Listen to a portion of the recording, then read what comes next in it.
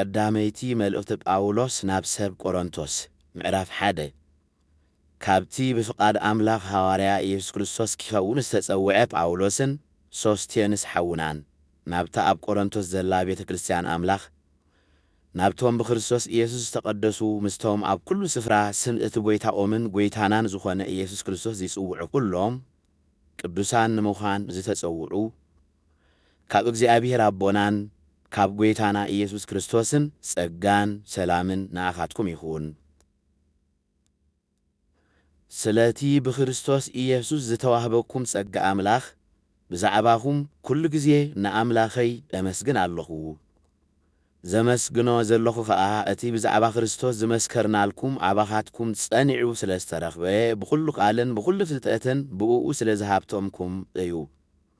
ስለዚ እውን ናይ ጎይታና ኢየሱስ ክርስቶስ ምግላጽ ኣብ እትጽበይሉ ዝጐድለኩም ውህበት ጸጋ የልቦን። ብመዓልቲ ጎይታና ኢየሱስ ክርስቶስ ብዘይ ኢንታ ክትኮኑ ንሱ ክሳዕ መወዳእታ የጽንዓኩም እዩ። እቲ ምስ ጎይታና ኢየሱስ ክርስቶስ ወዱ ሕብረት ምእንቲ ክህልወኩም ዝጸውዓኩም ኣምላኽ እሙን እዩ። ኣሕዋተየ ኩልኻትኩም ሓንቲ ቃል ክትኮኑ ሓደ ልብን ሓደ ሓሳብን ኮይንኩም እውን ክትሰምሩ እምበር ምፍልላይ ከይህልወኩም ብስም ጎይታና ኢየሱስ ክርስቶስ እማሕጽነኩም ኣለኹ። ከመይ ኣሕዋተየ ኣብ ማእከልኩም ባእሲ ከም ዘሎ ሰብ ቀሎኤስ ነጊሮምኒ ኣለዉ። እወ ነፍሲ ወከፍኩም ኣነ ናይ ጳውሎስ እየ፣ ኣነ ስባ ናይ ኣጵሎስ፣ ኣነ ናይ ኬፋ እየ፣ ኣነ ስባ ናይ ክርስቶስ ከም እትብሉ ነጊሮምኒ ኣለዉ። ክርስቶስ ዶ ተመቓቒሉ እዩ? ወይስ ጳውሎስ ድዩ ምእንተኻትኩም ዝተሰቕለ? ብስም ጳውሎስ ዲኹም ዝተጠመቕኩም? ካባኻትኩም ብዘይካ ንክርስጶስን ንጋይዮስን ንሓደ እኳ ስለ ዘየጥመቕኩ ንኣምላኽ ኣመስግኖ ኣለኹ። ስለዚ ካባኻትኩም ሓደ እኳ ብስሙ ተጠሚቐ ኺብል ኣይክእልን እዩ። ንስድራ እስጢፋኖስ ባጥሚቑ ኣለኹ፣ ብዝተረፈ ግና ኻልእ ከም ዘጥመቕኩ ኣይዝከረነን። ከመይ ክርስቶስ ወንጌል ክሰብኽ እምበር ከጥምቕ ኣይለኣኸንን እንተኾነ እቲ ናይ ክርስቶስ ኣብ መስቀል ሙማት ከንቱ ምእንቲ ኸይኸውን እቲ ብስራት ኣብ ክእለት ዘረባ ዝተመስረተ ይነበረን። ከመይ ቃል መስቀል ነቶም ዚጠፍኡ ዕሽነት እዩ፣ ንኣና ነቶም እንድሕን ግና ሓይሊ ኣምላኽ እዩ። ምኽንያቱ እቲ ጽሑፍ ጥበብ ጠቢባን ከጥፍእ እየ፣ ፍልጠት ፈላጣት ከኣ ኸፍርስ እየ እዩ ዚብል። ጥበበኛ ደኣ ኣበይ ኣሎ? መምህር ሕጊ ኸ ኣበይ ኣሎ? ፈላስፋ ዝዓለም እዚኣ ኸ ኣበይ ኣሎ? ኣምላኽ ዶ ንጥበብ ዝዓለም እዚኣ ዕሽነት ኣይገበሮን እዩ? ሰባት ንኣምላኽ ብጥበቦም ከይፈልጥዎ እግዚኣብሔር ብጥበቡ ኸልከሎም። ነቶም ዚኣምኑ ግና በቲ ከም ዕሽነት ዚቁጸር ንሕና እንሰብኮ ወንጌል ኬድሕኖም ደለየ። ከመይ ኣይሁድ ምልክት ይልምኑ፣ ግሪኻውያን ድማ ጥበብ ይደልዩ። ንሕና ግና ነቲ ንኣይሁድ ዕንቅፋት ንኣሕዛብ ከዓ ዕሽነት ዝኾነ ዝተሰቕለ ክርስቶስ ንሰብኽ ኣሎና። ነቶም ጽዋዓት ኣይሁድ ኮኑ ግሪኻውያን ክርስቶስ ሓይሊ ኣምላኽ እዩ፣ ጥበብ ኣምላኽ እውን እዩ። ከመይ ዕሽነት ኣምላኽ ካብ ጥበብ ሰብ ይበልጽ፣ ድኻም ኣምላኽ ከዓ ካብ ሓይሊ ሰብ ይብርትዕ። ኣሕዋተየ ኣብቲ መጸዋዕታኹም እሞ ተመልከቱ። ብዙሓት ካባኻትኩም በተሓሳስባ ሰብ ለባማት ወይ ሓያላት ወይ ጭዋታት ኣይነበርኩምን። ኣምላኽ ግና ነቶም ጠቢባን ምእንቲ ኺሕፍር ንዕሽነት እዛ ዓለም እዚኣ ሓረየ፣ ነቶም ብልቱዓት ምእንቲ ኺሕፍር ከዓ ንድኻም እዛ ዓለም እዚኣ ሓረየ። ነቲ ዘሎ ኸንቱ ምእንቲ ኺገብር ከዓ ነቲ ብዓለም ሕሱርን ንዑቕን ዘየሎን ሓረየ። እዚ ከዓ ሰብ ኣብ ቅድሚ ኣምላኽ ምእንቲ ኸይምካሕ ኢሉ እዩ። ንስኻትኩም ግና ካብኡ ኣብ ክርስቶስ ኢየሱስ ኢኹም ዘለኹም። ንሱ እቲ ካብ እግዚኣብሔር ዝተዋህበና ጥበብ እዩ። በዚ ጥበብ እዚ ድማ ጽድቅን ቅድስናን ድሕነትን ኮነልና። እዚ ከዓ እቲ ዝምካሕ ብእግዚአብሔር ደኣ ይመካሕ ዚብል ጽሑፍ ምእንቲ ኺፍጸም ኮነ። ምዕራፍ 2 ኣሕዋተየ ኣነ እውን ናባኻትኩም ክመጽእ ከለኹ ምስጢር ኣምላኽ ብኽእለት ዘረባ ወይ ብፍልስፍና ክሰብከልኩም ኣይመጻእኩን። እዚ ከዓ ኣብ ማእከልኩም ከለኹ ብዘይካ ኢየሱስ ክርስቶስ ንሱ ከዓ እቲ ዝተሰቕለ እንተዘይኮይኑ ኻልእ ኸይፈልጥ ስለ ዝመደብኩ እየ። ኣነ ከዓ ብድኻምን ብፍርሃትን ببزح من قدقات إن أيام سخاتكم زنبركو قالين سبكتين حيل منفس قدوس بزيهبو مردا أمبر بزي سد زربا فلسفنا ينبرن إذا خاء إمناتكم أب حيل أملاخ أمبر أبتبب سب من تخي مسرات إيو أما أكل إتهم بمنفس بسولا زخونو جنا تباب نزاربينا أتي النزاربو جنا تباب ز عالم زئا وينايتهم برست زخونو تباب جزاء ز عالم زئا أيقونان نحناس لتأملاح كرم زمانات نخبرنا زدالو حبوئن مستيرن زخونة تباب أملاح إنا نزارب كاب جزاء ز عالم زئا حادوكا نزت تباب زي زفرت أو يلبون انت زيفلت وس نتو قويتا خبري أي مسقلوون نيروم جنافيف هنتو صحف زيبلو عيني زي رعيتو إذني زي سمعتو لبسب زي حلنو أملاخ نتوم زيفكروا عدالي اللوم عالو نانا جنا أملاخ بمنفسو غيرو جلس قلنا كمي اتمنفس نخلو نمعامو أملاخون كي ترفي زي مرمر ايو اتي أبسب زلو منفس انت زي كوينو نتي أبسب زلو زي فلت يلبون كمون منفس أملاخ انت زي كوينوس نتي أب أملاخ زلو حادوكوا زي فلت يلبون نحنا جنا نت أملاخ بخوم أزهاب الناس أقام انت خنفلت سي نتي خاب أملاخ زخوانا منفس انبر منفس عالم أيتقبلنان نحنا فقا منفساو نجر مس منفساويان سبات الناس سما معنا طباب سب بزي مهرلو قال زي كونس منفس قدوس بزي مهرلو قال نزارب علونا منفس اكزيابير زي بلوسات نتخاب منفس أملاخ زي مز أي أبولونيو كمي نوء الشنتيو بمنفس زي مرمر سلازخوانا فقا خيفلتو أي كإلنيو منفساو سب جنا نخلي يمرمر انتخونه نسو بحادوكوا أي مرمرنيو من تخي مخرفه نحساب اكزيابير زفلت من اللو نحنا جنا حساب كريستوس اللونا مقراف سلسته أنا جنا أحواتي كم سقاويان بخريستوس كأ جنا خمزي عبيو هسانات تنبر كم منفساويان كزاربوكم أي كألكون عدسون بالعزيكواني سابا مقبكوكم كمي دلواتاي نبركمن حجيون جنا استدالوكم أيكونكمن زخاء جنا سقاويان سلازخونكم أيو أما أكلكم كأن بأسن كابزيهلوس سقاويان وخانكم دو أيكونان كم بهلمان نمسب دو خيات خدو أيلوكمن غنياتو اتحادي أنا نايب أولوسيه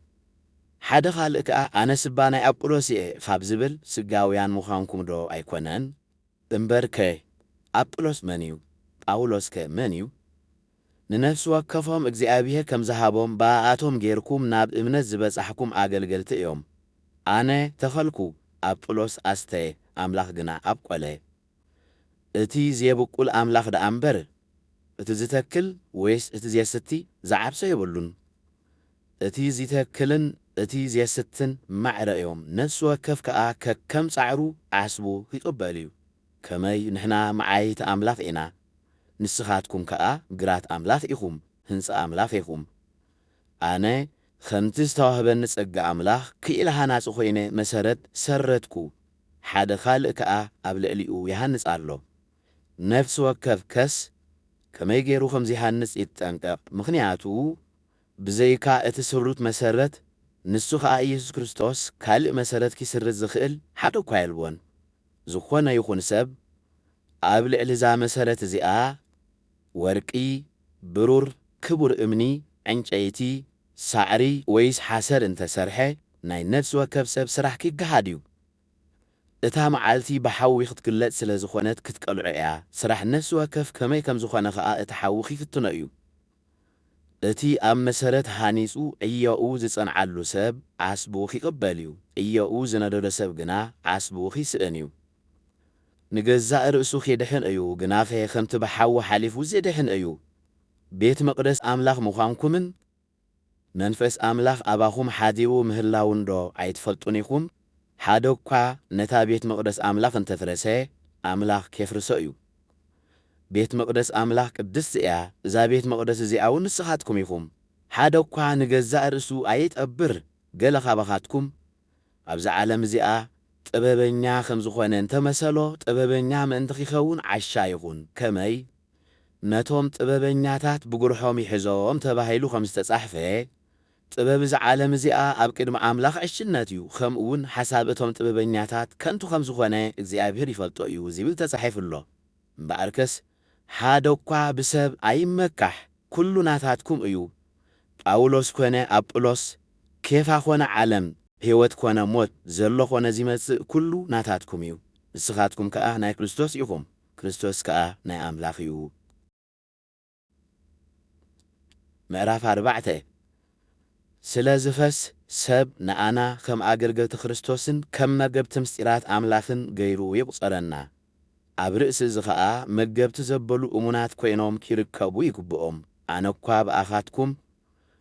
ወይ ብኻልእ ሰብ እንተተፈረድኩ ግዲ የብለይን ንገዛ ርእሰይ እውን ኣይፈርድን እየ ሕሊናይ ኣይወቕሰንን እዩ በዚ ግና ጻድቕ እየ ማለት ኣይኮነን እቲ ዝፈርደኒ ኣምላኽ እዩ ስለዚ ነቲ ኣብ ጸልማት ዝተሓብአየ ናብ ብርሃን ዘምጽእ ሓሳባት ልብኻ ዝገልጽ ጐይታ ክሳዕ ዝመጽእ ቅድሚቲ ምዱብ ግዜ ሓንቲ እኳ ኣይትፍረዱ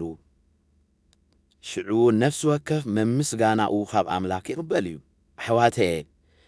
በቲ ሓደ ክትምክሑ ነቲ ሓደ ክትንዕቁ ኣይግባእን እዩ ነቲ ካብ ጽሑፍ ኣይትሕለፍ ዝብሎ ኸዓ ኻባና ምእንቲ ክትመሃሩ ንጥቕምኹም ኢለ ንገዛእ ርእሰይ ንኣጵሎስን ከም ምሳሌ ኣቕሪበልኩም ኣለኹ ካብ ካልኦት ብሉጽ ዝገበረካ መን እዩ ዘይተቐበልካዮ ኸ እንታይ ኣለካ ዝተቐበልካ ካብኮምካኸ ስለምንታይ ከም ዘይተቐበልካ ትሕበን ድሮኻ ኣጸገብኩም ከምኡን ሃብተምኩም ብዘይ በኣና ድማ ነገስኩም ንሕና እውን ምሳኻትኩም ምእንቲ ኽነግሲ ወይሸለም ነገስኩም ንኣይ ከም ዝመስለኒ ኣምላኽ ንኣና ንሐዋርያት ከምቶም ንሞት ዝተፈርዱ ድሕሪ ኩሎም ከም እንኸውን ገበረና ስለዚ ንዓለምን ንመላእኽትን ምሰብን ዘየስሕቕ ትርኢት ኮይንና ኣሎና ንሕና ምእንቲ ክርስቶስ ኣያሱ ኢና ንስኻትኩም ግና ብክርስቶስ ጥበበኛታት ኢኹም ንሕና ድኹማት ንስኻትኩም ግና ሓያላት ንስኻትኩም ክቡራት ንሕና ግና ሕሱራት ኢና ክሳዕ እዛ ሰዓት እዚኣ ንጠምን ንጸምእን ንዓርቕን ንህረምን ኣሎና መሕደር እውን የብልናን ብገዛእ እዳውና እናዓየናውን ንግዛእ ኣሎና ንዝጸርፈና ንምርቕ ንዘሳልደና ንዕገስ ስምና ንዘካፍአ ብጥዑም ቃል ንምልስ ኣሎና ክሳዕ ሕጂ ከም ናይ ዓለም ጓሓፍን ከም ናይ ኩሉ ነገር ጎድፍን ኮይንና ኣሎና እዚ ዝጽሕፈልኩም ዘለኹ ከም ፍቁራት ደቀይ ክምዕደኩም እምበር ክሕፈረኩም ኢለ ኣይኮንኩን ብክርስቶስ ኣእላፋት መዕበይቲ እኳ እንተለውኹም ብዙሓት ኣቦታት የብልኩምን ከመይ ወንጌል ብምብሳር ኣብ ክርስቶስ ኢየሱስ ዝወለድኩኹም ኣነ እየ ስለዚ ንኣይ ምሰሉ እናበልኩ እምዕደኩም ኣለኹ በዚ ምኽንያት እዚ ኸኣ ኣብ ኩሉ ስፍራ ኣብ ኩለን ኣብያተ ክርስቲያን ከመይ ገይረ ከም ዝምህር መገደይ ብክርስቶስ ኢየሱስ ምእንቲ ክዘኻኽረኩም እቲ ፍቁር ወደይን ብጎይታ እሙንን ጢሞቴዎስ ሰዲደልኩም ኣለኹ ገለ ግና ኣነ ናባኻትኩም ዘይመጽእ መሲልዎም ብትዕቢት ዝተመልኡ ኣለዉ ጎይታን ተፈቐዶስ ቀልጢፈ ናባኻትኩም ክመጽእ እየ ሽዑ እቶም ዕቡያት ዝዛረብዎ ዘይኮነስ ሓይሎም ክርእየ እየ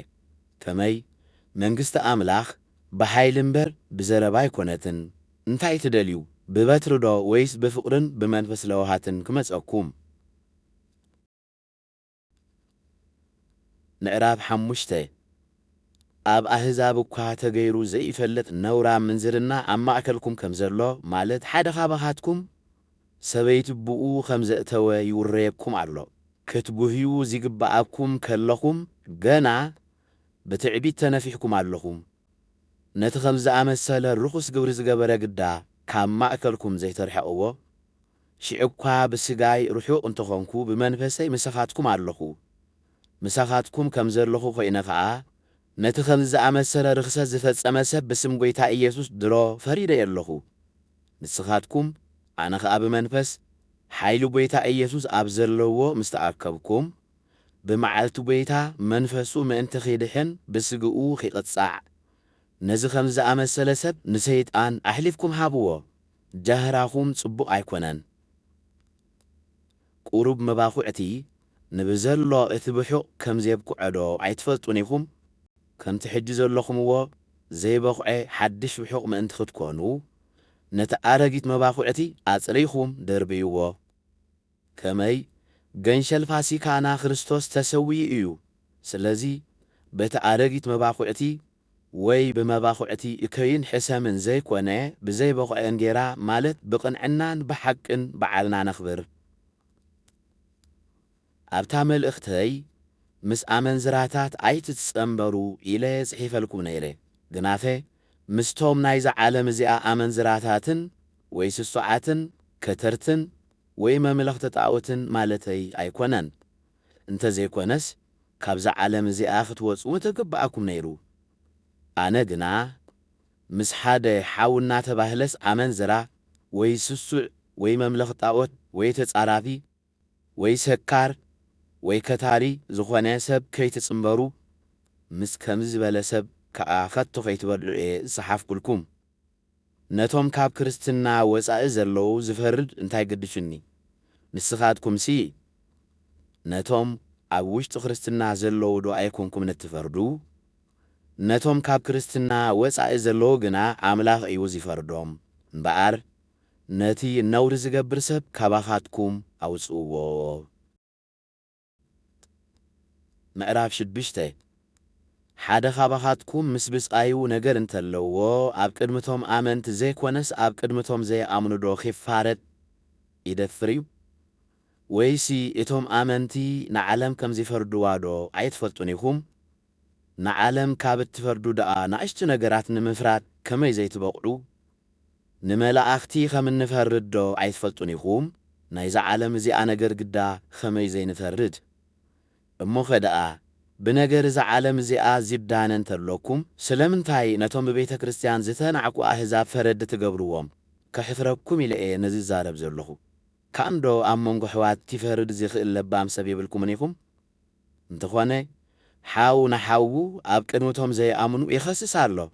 ብርግጽ ኣብ ንሓድሕድኩም ምክሳስ ምህላው ብሱሩ ዕንወት እዩ ተበዲልኩም እንተትተርፉ ዶ ኣይመሓሸን ተገፊዕኩም እንተትተርፉ ዶ ኸ ኣይመሓሸን ንስኻትኩም ግና ንሕዋትኩም ከይተረፈ ትብድሉን ትገፍዑን ኣለኹም ሓጣኣን ንመንግሥቲ ኣምላኽ ከም ዘይወርስዋ ዶ ኣይትፈልጡን ኢኹም ኣይትጋገዩ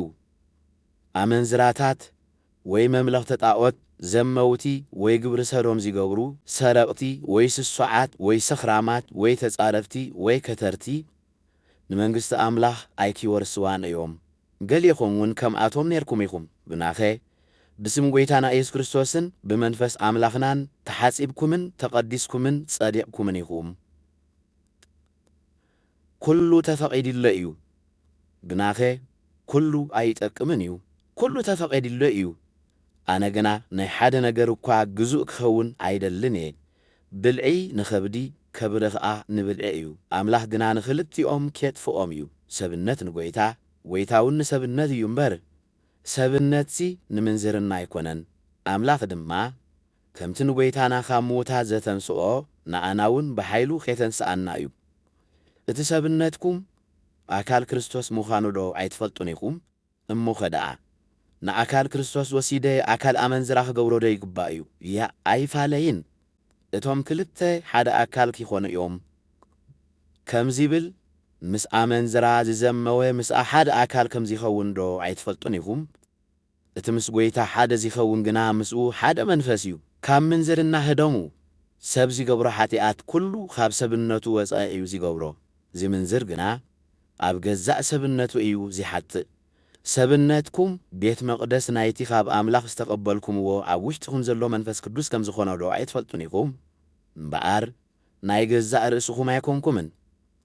ብዋጋ ኢኹም ዝተዓደግኩም ስለዚ ንኣምላኽ ብሰብነትኩም ኣኽብርዎ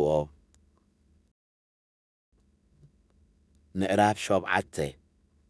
ብዛዕባ እቲ ዝጸሓፍኩምለይ ነገር ከዓ ሰብኣይ ኣብ ሰበይቲ እንተዘይቀረበ ጽቡቕ እዩ ግናኸ ካብ ምንዝርና ምእንቲ ኺርሕቕ ነፍሲ ወከፍ ሰብኣይ ናይ ገዛእ ርእሱ ሰበይቲ ተሃልዎ ነፍሲ ወከፍ ሰበይቲ እውን ናይ ገዛእ ርእሳ ሰብኣይ ይሃልዋ ሰብኣይ ንሰበይቱ ዝግብኣ ይግበረላ ከምኡውን ሰበይቲ ንሰብኣያ ዝግብኦ ትግበረሉ ሰበይቲ ኣብ ሰብነት ሰብኣያ እምበር ኣብ ገዛእ ሰብነታ ስልጣን የብላን ከምኡ ኸኣ ሰብኣይ ኣብ ሰብነት ሰበይቱ እምበር ኣብ ገዛእ ሰብነቱ ስልጣን የብሉን ንጸሎት ዝኸውን ግዜ ምእንቲ ክትረኽቡ ኢልኩም ንውሱን እዋን ብስምምዕ ክልቴኹም ዝገበርኩምዎ እንተዘይኮይኑ ሓደ ነቲ ሓደ ናይ መውስቦ ግቡኡ ኣይኽልኣዮ ንነፍስኹም ብዘይ ምምላኽኩም ሰይጣን ምእንቲ ኸይፍትነኩም ከኣ ከም ብሓድሽ ተራኸቡ እዚ ግና ከም ምኽሪ እምበር ከም ትእዛዝ ኣይኮንኩን ዝብል ዘለኹ ኩሉ ሰብ ከምዚ ኸማይ ክኸውን ፈተኹ ነይረ ግናኸ ነፍሲ ወከፍ ካብ ኣምላኽ ዝተቐበሎ ናይ ጸጋ ውህበት ስለ ዘለዎ እቲ ሓደ ከምዚ እቲ ሓደ እውን ከምቲ ውህበት ኣለዎ ንዘይተመርዓውን ንመበላሉን ግና ከምዚ ኸማይ ኮይኖም እንተነበሩ ንኣቶም ጽቡቕ እዩ እብል ኣለኹ ገዛእ ርእሶም ኪመልኩ እንተዘይተኻእሎም ግና ይመርዓው ከመይ ብፍትወት ካብ ምንዳድ ንምርዓው ይሓይሽ ነቶም ዝተመርዓው ድማ ከምዚ ዝስዕብ ዝእዝዝ ኣለኹ እዚ ትእዛዝ እዚ ግና ናይ ጎይታ እዩ እምበር ናተይ ኣይኮነን እታ ሰበይቲ ካብ ሰብኣያ ኣይትፈታሕ እንተ ተፈትሐት ከኣ በኪ ትንበር ወይ ምስ ሰብኣያ ትተዓረቕ ሰብኣይ እውን ሰበይቱ ኣይፍታሕ ነቶም ዝተረፉ ድማ ብጎይታ ዘይኮነስ ኣነ ባዕለይ ከምዚ ዝስዕብ እብሎም ኣለኹ ሓደ ክርስቲያን ዘይኮነት ሰበይቲ እንተላቶ ንሳ ድማ ምስኡ ክትነብር እንተፈተወት ኣይፍታሓያ ሰበይቲ እውን ክርስቲያን ዘይኮነ ሰብኣይ እንተለዋ ንሱ ኸኣ ምስኣ ክነብር እንተፈተወ ንሰብኣያ ኣይትፍታሐዮ ከመይ እቲ ክርስቲያን ዘይኮነ ሰብኣይ ብሰበይቱ ተቐዲሱ እዩ እታ ክርስቲያን ዘይኮነ ሰበይቲ እውን በቲ ሓው ተቐዲሳ እያ ከምኡ እንተዘይኸውንሲ ውሉድኩም ርኩሳት ምኾኑ ነይሮም ሕጂ ግና ቅዱሳን እዮም እቲ ክርስቲያን ዘይኮነ ኺፍለ እንተደለየ ግና ይፈለ ኣብ ከምዚ ዝኣመሰለ እቲ ሓው ወይ እቲ ሓብቲ ትሑዛት ኣይኮኑን ኣምላኽ ብሰላም ክንነብር እዩ ዝጸውዓና ኣቲ ሰበይቲ ንሰብኣይ ክንተርሓምክዮ እንታይ ትፈልጢ ወይስ ኣታ ሰብኣይ ንሰበይትኻ እንተርሓምካያ እንታይ ትፈልጥ ብዝተረፈስ ነፍሲ ወከፍ ከምቲ እግዚኣብሔር ዝዓደሎ ነፍሲ ወከፍ እውን ከምቲ ኣምላኽ ዝጸውዖ ኾይኑ ይንበር ንኹላተን ኣብያተ ክርስቲያን ከምኡ እየ ዝሰርዕ ዘለኹ ሓደ ኻባኻትኩም ግዙር ከሎ ዝተጸውዐ እንተሎ ዘይምግዛር ኣይድለ ዘይግዙር ከሎ ዝተጸውዐ እንተሎ ኺግዘር ኣይድለ ትእዛዛት ኣምላኽ ምሕላው እዩ ዝጠቅም እምበር ግዝረት ፍረ የብሉን ዘይግዝረት እውን ፍረ የብሉን ነፍሲ ወከፍ ከምቲ ኣምላኽ ኪጽውዖ ከሎ ዝነበራ ይንበር ባርያ ኸለኻ ዲኻ ዝተጸዋዕካ በዚ ኣይትገደስ ሓራ ክትወፅእ ትኽእል እንተኾንካ ግና ከምኡ ግበር እቲ ባርያ ኸሎ እግዚኣብሔር ዝጸውዖ ናይ ጐይታ ውፁእ ሓራ እዩ ከምኡውን እቲ ሓራ ኸሎ ዝተጸውዐ ባርያ ክርስቶስ እዩ ብዋጋ ተዓዲኩም ኢኹም ባሮት ሰብ ኣይትኹኑ ኣሕዋተየ ነፍሲ ወከፍ በቲ ዝተጸውዖ ኣብ ቅድሚ ኣምላኽ ብእኡ ይንበር ብዛዕባ ደናግል ግና እሙን ክኸውን ከም ሓደ ካብ ጐይታ ምሕረት ዝተቐበለ ሰብ ኮይነ ሓሳበይ ይገልጽ ኣለኹ እምበር ካብ ጐይታ ዝተቐበልክዎ ትእዛዝ የብለይን እምበኣርሲ ብምኽንያት እቲ ሎሚ ተረኺቡ ዘሎ ጭንቂ ሰብ ከምታ ዘለዋ ኾይኑ ኺነብር ጽቡቕ መሲሉ ይረኣየኒ ተመርዒኻ እንተ ኾንካ ፍትሕ ኣይትድለ ዘይተመርዖኻ እንተ ኾንካ ሰበይቲ ኣይትድለ ግናኸ እንተ ተመርዓኻ ሓጢኣት ኣይገበርካን ድንግል እውን እንተ ተመርዓወት ሓጢኣት ኣይገበረትን እዞም ከምዚኣቶም ዝበሉ ግና ብስጋ መከራ ይረኽቦም እዩ እሞ ካብዚ ኸድሕነኩም ኢልአ ኣሕዋተየ እቲ ዝብለኩም ዘለኹ እዚ እዩ እቲ ዘመን ሓፂር እዩ እሞ ድሕሪ ደጊም እቶም ኣንስቲ ዘለዋኦም ከምዘይብሎም ይንበሩ እቶም ዚበኽዩ ከምዘይበኽዩ እቶም ዚሕጐሱ ኸኣ ከምዘይሕጐሱ እቶም ዚዕድጉ እውን ከምዘየጥረዩ ይኹኑ ንብረት ዝዓለም እዚኣ ሓላፊ እዩ እሞ እቶም ብናብራ ዝዓለም እዚኣ ዝጥቀሙ ብእኡ ከምዘይጥቀሙ ኾይኖም ይንበሩ ኣነ ግና ብዘይ ሓልዮት ክትኮኑ ሃረርታ እዩ እቲ ዘይተመርዓወ ከመይ ገይሩ ንጐይታ ከምዘይሓጕስኦ ብናይ ጐይታ እዩ ዝሓሊ እቲ ዝተመርዓወ ግና ንሰበይቱ ከመይ ገይሩ ከምዘይሓጕሳ ብናይዛ ዓለም እዚኣ እዩ ዝሓሊ በዚ ኸኣ ሓሳቡ ኣብ ክልተ ክፉል እዩ እታ ዘይተመርዓወት ሰበይቲ ወይ ድንግል ድማ ስጋኣን መንፈሳን ምእንቲ ኺቕደስ ኢላ ብናይ ጐይታ እያ እትሓሊ እታ መርዑቲ ግና ከመይ ጌራ ንሰብኣያ ከም እትሓጕሶ ብናይዛ ዓለም እዚኣ እያ እትሓሊ እዚ ዝብለኩም ዘለኹ ነረባሓኹም ብግቡእን ብዘይምዝንጋዕን ንጐይታ ከተገልግሉ ኢለ እየ እምበር ልዋም ክገብረልኩም ኢለ ኣይኮንኩን ግናፈ ሓደ ሰብ ሕፅይቱ ብጽሕት እንተኾነት ንፍትወት ስጋኡ ድማ ምግታዕ ብምስኣኑ ኺምርዓዋ እንተሓሰበ ዝደለየ ይግበር ይመርዓዋ ሓጢኣት የብሉን ግናፈ እቲ ዝገደዶ ዘይብሉ ንኸይመርዖ ዝቖረጸ ንድላዩውን ገቲኡ ዘይኽእል ነቲ ኺገብሮ ዘለዎ ኸኣ ድሮ መዲብዎ እንተ ደኣ ኾይኑ ነታ ሕፅይቱ እንተ ዘይተመርዓዋ ጽቡቕ ይገብር ስለዚ እቲ ንሕፅይቱ ዘይምርዓዋ ጽቡቕ ይገብር እቲ ዘይምርዖ ኸኣ ዝሓሸ ይገብር ሰበይቲ ሰብኣያ ብሕይወቱ ኽሳዕ ዘሎ እስርቲ እያ ሰብኣያ እንተሞተ ግና ብእግዚኣብሔር ጥራይ ደኣ ይኹን እምበር ኣብ ዝደለየቶ ኽትምርዖ ሓራ እያ ከም ሓሳበይ ግና ከምቲ ዘላቶ ኾይና እንተ ትነብር ኣዝያ ምተሓጐሰት ኣነ እውን መንፈስ ኣምላኽ ከም ዘሎኒ ይመስለኒ ኣሎ ምዕራፍ 8 ብዛዕባ ንጣዖት ዝተሰውአ ግና ሁላትና ፍልጠት ከም ዘሎና ንፈልጥ ኢና ፍልጠት ዕቡይ ይገብር ፍቕሪ ግና ይሃንጽ ሓደ ገለ ዝፈልጥ እንተመሰሎ ነቲ ዝፈልጦ ከምቲ ዝግብኦ ገይሩ ገና ኣይፈለጦን ሓደ ንኣምላኽ ዘይፍክር እንተሎ ግና ንሱ ብኣምላኽ ፍሉጥ እዩ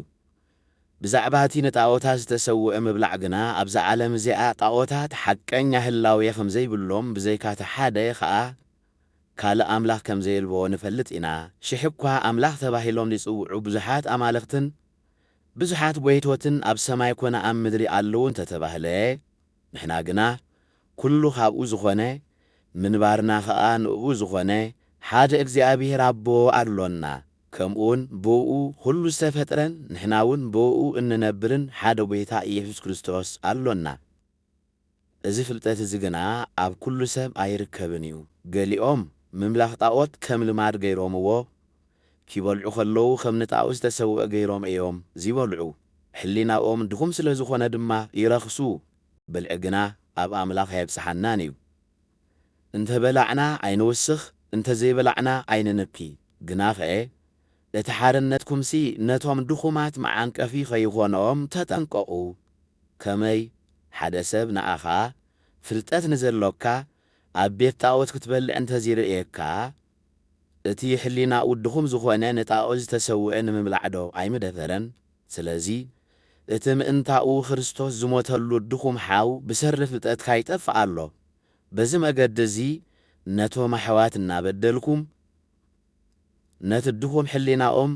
እናቕሰልኩም ንክርስቶስ ትብድልዎ ኣለኹም እምበኣር ድልዒ ንሓወይ ዘይዓንቅፎ እንተ ኾይኑስ ንሓወይ ምእንቲ ኸይዓንቅፎ ንሓዋሩ ስጋ ኣይክበልዕን እየ ምዕራፍ 9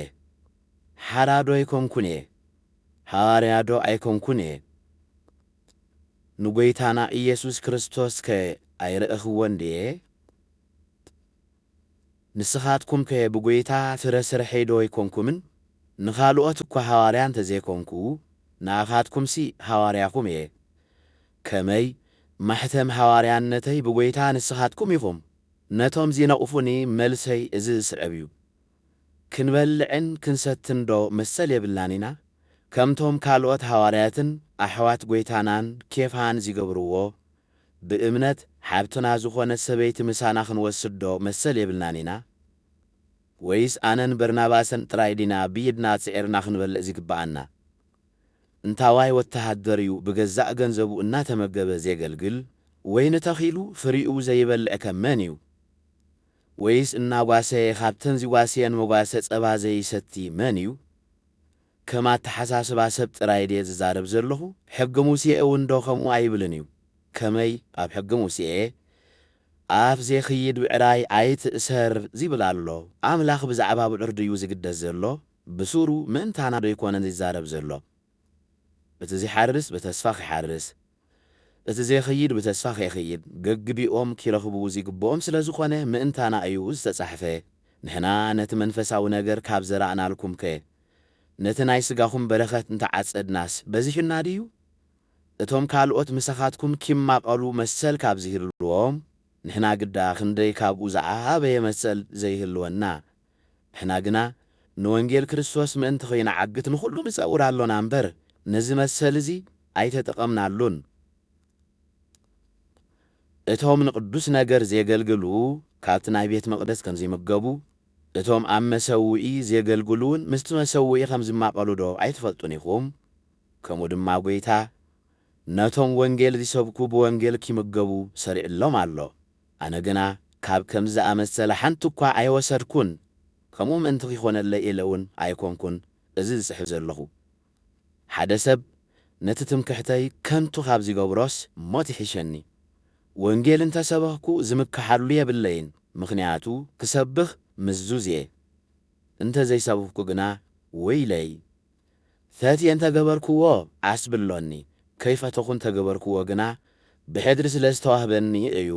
ዓስበይ ደኣ እንታይ እዩ? ወንጌል ክሰብኽ ከለኹ ነቲ ወንጌል ብምስባኽ ዝግብኣኒ መሰል ከይወሰድኩ ብኸምኡ እንተሰበኽኩ እዩ። ኣነ ካብ ኩሉ ሓዳ ከለኹ ንብዙሓት ምእንቲ ኽረብሕ ንርእሰይ ባርያ ኹላቶም ገበርክዋ። ነቶም ኣይሁድ ምእንቲ ኽረብሕ ምስ ኣይሁድ ከም ኣይሁዳዊ ኾንኩ። ነቶም ትሕቲ ሕጊ ዘለዉ ምእንቲ ኽረብሕ ከኣ ባዕለይ እኳ ትሕቲ ሕጊ ዘይኮንኩ ከለኹ ምስቶም ትሕቲ ሕጊ ዘለዉ ትሕቲ ሕጊ ከም ዘሎ ኾንኩ። ነቶም ሕጊ ዘይብሎም ምእንቲ ኽረብሕ ሽሕ እኳ ሕጊ ኣምላኽ ዘሎንን ብሕጊ ክርስቶስ ዝነብርን እንተኾንኩ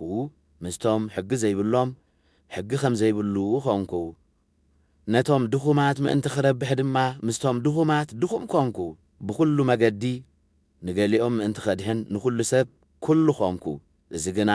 ካብ በረኸቱ ምእንቲ ኺካፈል ንእንቲ ወንጌል ኢለ እየ ዝገብሮ ዘለኹ። ኣብ ሜዳ ቅድድም ኲላቶም ከም ዚጐዩ ነቲ ዓስቢ ዓወት ይወስዳ ግና ሓደ ጥራይ ከም ዝኾነ ዶ ኣይትፈልጡን ኢኹም? ንስኻትኩም እውን ምእንቲ ኽትረኽብዋ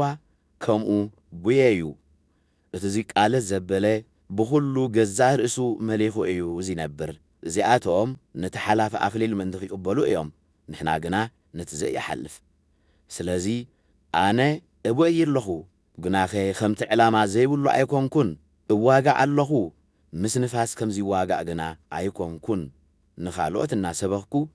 ንርእሰይ ዘይብቑዕ ምእንቲ ኸይከውን ንሰብነተይ እቐጽዖን እገዝኦን ኣለኹ። ምዕራፍ 10 ኣሕዋተ ንኹላቶም ኣቦታትና ደመና ከም ዘጽለለሎም ኲላቶም እውን ባሕሪ ኤርትራ ከም ዝተሳገሩ ዘይትፈልጡ ክትኮኑ ኣይፈቱን እየ። ኲላቶም ድማ ሰዓብቲ ሙሴ ኪኾኑ ብደመናን ብባሕርን ተጠምቁ። ኲላቶም ከኣ ሓደ መንፈሳዊ ምግቢ በልዑ፣ ኲላቶም እውን ሓደ መንፈሳዊ መስተ ሰተዩ። ከመይ ካብቲ ዝስዕቦም ዝነበረ መንፈሳዊ ኸውሒ ሰትዮም እዮም። እቲ ኸውሒቲ ኸኣ ክርስቶስ እዩ። እንተኾነ ብመብዝሕትኦም ኣምላኽ ኣይተሓጐሰን። ስለዚ ሬሳኦም ኣብ በረኻ ተበቲኑ ተረፈ። እዚ ኸኣ ከምቲ ንሳቶም ነቲ እከይ ዝተመነይዎ ንሕና እውን ምእንቲ ኸይንምነዮ መለበሚ ኾነና። እቲ ህዝቢ ኪበልዕን ኪሰትን ተቐመጠ፣ ኪጻወት እውን ተንስአ ዚብል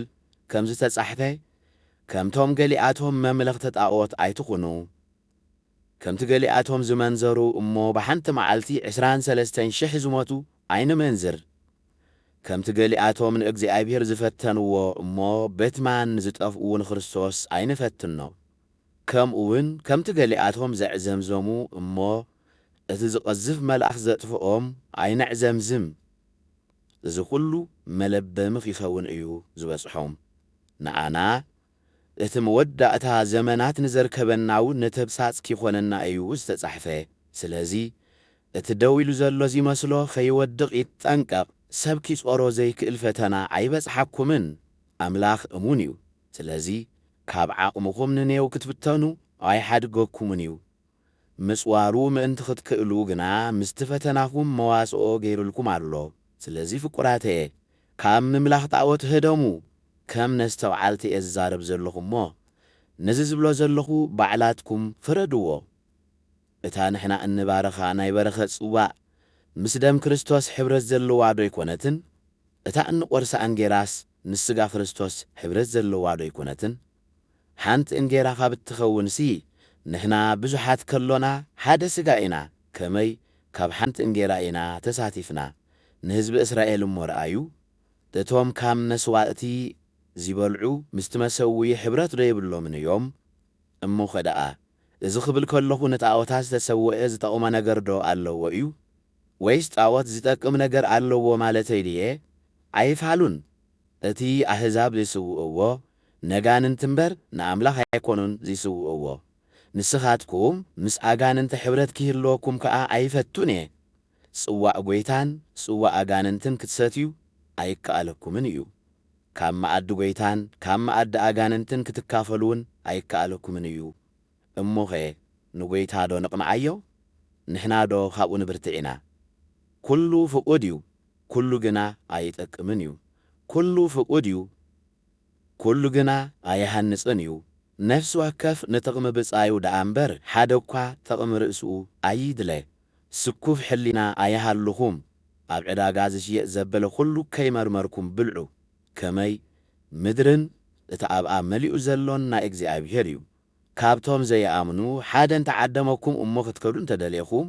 ስኩፍ ሕሊና ኣይሃልኹም። ዝተቐረበልኩም ዘበለ ኩሉ ከይመርመርኩም ብልዑ። ሓደ ሰብ እዝስ ንጣዖት ዝተሰውዐ እዩ እንተበለኩም ግና ምእንቲ ዝነገረኩምን ምእንቲ ሕሊናን ኢልኩም ኣይትብልዑ። ሕሊና ክብል ከለኹ ግና ናይ ብጻይካ እምበር ናትካ ማለተይ ኣይኮነን። ንስኻ ስለምንታይ እቲ ሓድነተይ ብሕሊና ካልእ ዝዕገት? ኣነ ኣመስጊነ ዝበልዕ ካብ ኮንኩ ስለምንታይ ደኣ በቲ ዘመስግነሉ ዝንቀፍ ትብል ትኸውን። እምበኣርሲ እንተበላዕኩም ወይስ እንተሰቴኹም ወይስ ዝኾነ ይኹን እንተገበርኩም ኩሉ ንኽብሪ ኣምላኽ ግበርዎ። ከምቲ ኣነ ንኹሉ ሰብ ብኹሉ ነገር ዝሓጉስ ዘለኹ ንስኻትኩም ድማ ንኣይሁድ ኮነ ንግሪኻውያን ወይስ ንቤተ ክርስቲያን ኣምላኽ መዓንቀፊ ኣይትኹኑ። ከመይ ምእንቲ ኺድሕኑስ ጥቕሚ ብዙሓት እምበር ጥቕመይ ኣይደልየኹን። ምዕራፍ 11 ከምቲ ኣነ ንክርስቶስ ዝመስሎ ዘለኹ ንስኻትኩም ንዓይ ምሰሉ። ብኹሉ ስለ እትዝክሩንን ከምቲ ዝመሃርኩኹም ጌርኩም ነቲ ትውፊት ስለ ዘጽናዕኩምዎን ኣመስግነኩም ኣለኹ። ግናኸ ርእሲ ነፍሲ ወከፍ ሰብኣይ ክርስቶስ፣ ርእሲ ሰበይቲ ከዓ ሰብኣይ፣ ርእሲ ክርስቶስ እውን ኣምላኽ ከም ዝኾነ ክትፈልጡ እደሊ ኣለኹ።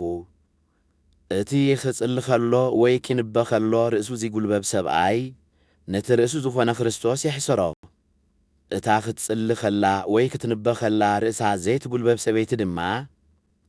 ከምታ ልጽይቲ ርእሲ እያ እሞ ነቲ ርእሳ ዝኾነ ሰብኣይ ትሕስሮ። ሰበይቲ ዘይትጉልበብ እንተ ኾይና ግና ጸጉራ ትቈረጽ። እምበኣርሲ ንሰበይቲ ምቑራጽ ወይ ምልጻይ ጸጉራ ዘነውራ ካብ ኮነ ትጐልበብ። ሰብኣይ ምስሊ ኣምላኽን ክብሩን ዚገልጽ ስለ ዝኾነ ኺጉልበብ ኣይግብኦን እዩ። ሰበይቲ ግና ክብሪ ሰብኣይ እያ እትገልጽ። ከመይ ሰበይቲ እያ ካብ ሰብኣይ እምበር ሰብኣይ ካብ ሰበይቲ ኣይኮነን። ከምኡውን ሰበይቲ እያ ምእንቲ ሰብኣይ ዝተፈጥረት እምበር ሰብኣይ ምእንቲ ሰበይቲ ኣይተፈጥረን። በዚ ምኽንያት እዝን ምእንቲ እቶም መላእኽትን ሰበይቲ ኣብ ርእሳ ምልክት ስልጣን ሰብኣያ ክህልዋ ይግባእ። በቲ ኣብ ጐይታ ዘሎና ሕይወት ግና ሰበይቲ ብዘይ ሰብኣይ ሰብኣይ ድማ ብዘይ ሰበይቲ ከቶ ኣይኸውንን እዩ። ከመይ ከምቲ ሰበይቲ ካብ ሰብኣይ ዝተፈጥረት ከምኡውን ሰብኣይ ካብ ሰበይቲ እዩ ዝተወልደ። እስከ ባዕላትኩም ፍረድዎ። ሰበይቲ ርእሳ ከይተጐልበበት ናብ ኣምላኽ ክትጽሊ ዶ ይግባእ እዩ? ወይስ ሰብኣይ ጸጉሩ እንተንወሐ ሓሳሩ ምዃኑስ እቲ ባህሪ ባዕሉ ዶ ኣየምህረኩምን እዩ? ሰበይቲ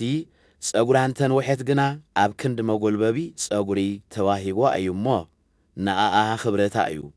ገለ ሰብ ብዛዕባ እዚ ነገር እዚ ኺተሃላለኽ ዝደሊ እንተሎ ንሕናን እተን ናይ ኣምላኽ ኣብያተ ክርስቲያንን ካብዚ ዝተፈልየ ልማድ የብልናን። ክትእከቡ ከለኹም እትገብርዎ ኣብ ክንዲ ንጽቡቕ ንሕማቕ ስለ ዝኾነ በዚ ዝህበኩም ዘለኹ ትእዛዝ ኣይንእደኩምን እየ። ቅድሚ ኩሉ ከም ቤተ ክርስቲያን ክትእከቡ ከለኹም ኣብ ማእከልኩም ምፍልላይ ከም ዘሎ ሰሚዐ ኣለኹ። ካብቲ ዝሰማዕክዎውን ገሊኡ ኣኣምኖ እየ እቶም ቅኑዓትኩም ምእንቲ ኺገሃዱስ ኣብ ማእከልኩም ምፍልላይ ክኸውን ግድ እዩ እቲ ብሓደ ምእካብኩም መኣዲ ጐይታ ንምብላዕ ኣይኮነን ከመይ ክትበልዑ ከለኹም ነፍሲ ወከፍ ተቐዳዲሙ ደደራሩ ይበልዕ እቲ ሓደ ኺጠሚ ከሎ እቲ ሓደ ይሰክር እትበልዑሉን እትሰትዩሉን ኣባይቲ ዶ የብልኩምን ኢኹም ነቶም ዘይብሎም እትሕፍርዎም ዘለኹምሲ ንቤተ ክርስቲያን ኣምላኽ ንዕኩም ዲሁ እንታይ እሞ ክብለኩም እየ በዚ ዶ ክነእደኩም እየ ከቶ ኣይነእደኩምን እየ እቲ ንኣኻትኩም ዘመሓላለፍኩልኩም ነቲ ካብ ጐይታ ዝተቐበልክዎ እየ ጐይታና ኢየሱስ በታ ዝተታሕዘላ ለይቲ እንጌራ ኣልዓለ ኣመስጊኑ ቆረሰ እሞ ውሰዱ ብልዑ እዚ ምእንታኻትኩም ዝወሃብ ሥጋ እዩ እዚ ንመዘከርታ ይግበርዎ በለ ከምኡ ኸዓ ድሕሪ ድራር ነቲ ጽዋዕ ኣልዓለ እሞ እዚ ጽዋዕ እዚ ብደመይ ዝኸውን ሓድሽ ኪዳን እዩ ብትሰትይዎ ጊዜ ኩሉ ንመዘከርታ ይግበርዎ በለ ማለት ነዚ እንጌራ እዚ ብትበልዕዎ ነዚ ጽዋዕ እዚ እውን ብትሰትይዎ ኩሉ ክሳዕ ጐይታ ziመጽእ ሞቱ ኢኹም እትነግሩ ስለዚ ከይተገብኦ እንጌራ ጐይታ ziበልዕ ወይ ጽዋዕ ጐይታ ziሰቲ ኣብ ናይ ጐይታ ሥጋን ደምን እዩ ዝዕግብ እምበኣር ሰብ ካብዚ እንጌራ እዚ ቅድሚ ምብልዑን ካብዚ ጽዋዕ እዚ ቅድሚ ምስታዩን ርእሱ ይመርምር ከመይ ሥጋ ጐይታ ምዃኑ ፈልዩ ኸይፈለጠ ziበልዕን ziሰትን ኣብ ገዛእ ርእሱ ፍርዲ እዩ ዘምጽእ በዚ ምኽንያት እዚ እዮም ኣብ ማእከልኩም ብዙሓት ድኹማትን ሕሙማትን ዘለዉ ዝሞትውን ብዙሓት እዮም ኣብ ገዛእ ርእስና እንተ ንፈረድሲ ኣይምትኾነናን ነርና ጐይታ ኺፈርደና ከሎ ግና ይቐጽዓና እዩ ዘሎ እዚ ኸኣ ምስ ዓለም ምእንቲ ኸይንኹነን ኢሉ እዩ ስለዚ ኣሕዋተየ ንመዓዲ ጐይታ ክትእከቡ ከለኹም ንሓድሕድኩም ደኣ ተጸባበዩ ምእካብኩም ንፍርዲ ምእንቲ ኸይኸውን ገለ ሰብ እንተጠመየ ኣብ ቤቱ ይብላዕ ነቲ ዝተረፈ ግና ንስ መጻእኩ ክሰርዖ እየ ምዕራፍ 12 ሕጂ ኸኣ ኣሕዋተይ ብዛዕባ እቲ መንፈሳዊ ውህበት ብዘይፍልጠት ክትኮኑ ኣይፈቱን እየ ኣረማውያን ኣብ ዝነበርኩምሉ ግዜ እንተ በዚ እንተ በቲ በቶም ዓባሳት ኣማለፍቲ ትምርሑ ከም ዝነበርኩም ትፈልጡ ኢኹም ስለዚ ከምቲ ብመንፈስ ኣምላኽ ዝዛረብ ኢየሱስ ርጉም እዩ ኺብል ዘይክእል ብመንፈስ ቅዱስ ተመሪሑ እንተዘይኮይኑ ድማ ኢየሱስ ጐይታ እዩ ኪብል ዘይክእል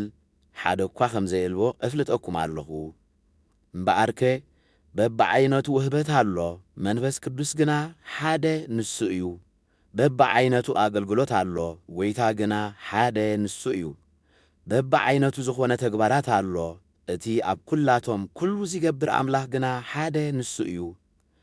ምግላጽ መንፈስ ቅዱስ ነጥቕሚ ብዙሓት ንነፍሲ ወከፍ ሰብ ይወሃቦ እዩ ንሓደ ብመንፈስ ቃል ጥበብ ይወሃቦ ነቲ ሓደ ኸኣ በቲ መንፈስ እቲ ቃል ፍልጠት ይወሃቦ ንሓደ በቲ ሓደ መንፈስ እምነት ንሓደ ድማ በቲ መንፈስ እቲ ናይ ምፍዋስ ውህበት ይወሃቦ ንሓደ ተኣምራት ንምግባር ነቲ ሓደ ድማ ትንቢት ንምዝራብ ነቲ ሓደ እውን መናፍስቲ ንምልላይ ነቲ ሓደ ኸኣ በብዓይነቱ ቋንቋታት ንምዝራብ ነቲ ሓደ ድማ ቋንቋታት ንምትርጓም ሓይሊ ይወሃቦ ነዚ ኩሉ ኸኣ ንሱ እቲ ሓደ መንፈስ ቅዱስ ከም ዝደለዮ ገይሩ ንነፍሲ ወከፍ ገግዲኡ እናመቐለ እዩ ዝገብሮ ከምቲ ሰብነት ሓደ ኸሎስ ብዙሕ ኣካላት ዘለዎ እቲ ኣካላት ከኣ ብዙሕ ከሎ ሓደ ሰብነት ዝኾነ ክርስቶስ ከኣ ከምኡ እዩ ከመይ ንሕና ኣይሁድ ኮንና ግሪኻውያን ባሮት ኮንና ጭዋታት ኩልና ሓደ ሰብነት ምእንቲ ክንከውን ብሓደ መንፈስ ተጠመቕና ሓደ መንፈስ እውን ሰትየና እቲ ሰብነት ከኣ ብብዙሕ እምበር ብሓደ ኣካል ዝተሰርሐ ኮነን እግሪ ኢድ ካብ ዘይኮንኩስ ናይ ሰብነት ኣይኮንኩን እንተበለ በዚ ዶ ናይ ሰብነት ምዃኑ ይተርፎ እዩ እዝኒ ድማ ዓይኒ ካብ ዘይኮንኩስ ናይ ሰብነት ኣይኮንኩን እንተበለት በዚ ዶ ናይ ሰብነት ምዃና ይተርፋ እዩ ብዘሎ እቲ ሰብነት ዓይኒ እንተዚኸውን ደኣ ንስማዕ ኣበይ ምተረኽበ እቲ ሰብነት ኩለንትናኡ ምስማዕ እንተዚኸውን ከ ምሽታት ኣበይ ምተረኽበ ሕጂ ግና ኣምላኽ ንሱ ከም ዝደለየ ገይሩ ንነፍሲ ወከፍ ኣካላት ኣብቲ ሰብነት ሰርዖ ኩሉ ሓደ ኣካል እንተዚኸውን ሰብነት ኣይምተረኽበን ሕጂ ግና እቲ ኣካላት እኳ ብዙሕ እንተኾነ እቲ ሰብነት ሓደ እዩ ስለዚ ዓይኒ ንኢድ ኣይደልየክን ክትብላ ኣይትኽእልን እያ ርእሲ ድማ ንእጋር ኣይደልየኩምን ኪብሎም ኣይክእልን እዩ እኳ ደኣ እቶም ድኹማት ዝመስሉ ኣካላት ሰብነት እዮም ኣዝዮም ዘድልዩ ነቲ ኣብ ሰብነት ዘሎ ሕሱር ኣካል ዝመስለና ከዓ ብፍሉይ ክብሪ ንከናኾኖ ንሓፍረትና እውን ኣዝና ብኽብሩ ንኽውሎ እቲ ክቡር ኣካላትና ግና እዚ ኣየድልዮን እዩ ግናኸ እቲ ኣካላት ንሓድሕዱ ኺጻወር እምበር ኣብቲ ሰብነት ንፍልላይ ምእንቲ ኸይኸውንሲ ኣምላኽ ነቲ ክብሪ ዝጐደሎ ኣካል ዝበዝሕ ክብሪ እናሃበ ነቲ ሰብነት ኣጋጠሞ ሓደ ኣካል እንተተሳቐየ ኩሉ እቲ ኣካላት ምስኡ ይሳቐ ሓደ ኣካል እንተኸበረ ከዓ ኩሉ እቲ ኣካላት ምስኡ ይሕጐስ እምበኣርከስ ንስኻትኩም ሰብነት ክርስቶስ ኢኹም ነፍሲ ወከፍኩም ከዓ ኣካላቱ ኢኹም ኣምላኽ ከዓ ኣብታ ቤተ ክርስቲያን ብመጀመርታ ሐዋርያት ካልኣይ ነቢያት ሳልሳይ መምህራን ዳሓር ተኣምራት ዝገብሩ ናይ ምፍዋስ ውህበት ዘለዎም ዝሕግዙ